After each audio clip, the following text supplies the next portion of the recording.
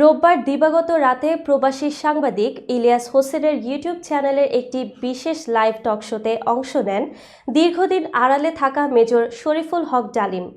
এই লাইভে এসে মুক্তিযুদ্ধে শেখ মুজিবের ভূমিকা, বাকশাল শহীদের সংখ্যা ও নানা বিষয়ে এমন কিছু তথ্য তুলে ধরেন ডালিম, যা নিয়ে সামাজিক যোগাযোগ মাধ্যমে দেখা দিয়েছে মিশ্র প্রতিক্রিয়া। বিস্তারিত ডেস্ক রিপোর্টে।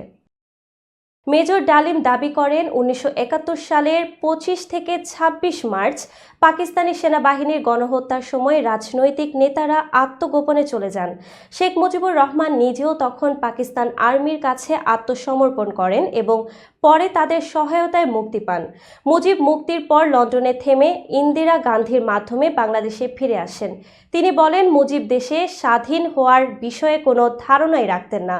স্বাধীন দেশের প্রধানমন্ত্রী হিসেবে ফিরলেও তার নেতৃত্বে বাকশাল প্রতিষ্ঠিত হয়। বাকশাল নিয়ে ডালিম মন্তব্য করেন, মুজিব ভারতের সহযোগিতায় রক্ষী বাহিনী গঠন করে সামরিক বাহিনীকে দুর্বল করেন, একদলীয় শাসন ব্যবস্থা চালু করেন, যা সাধারণ মানুষের জন্য অসহনীয় হয়ে ওঠে।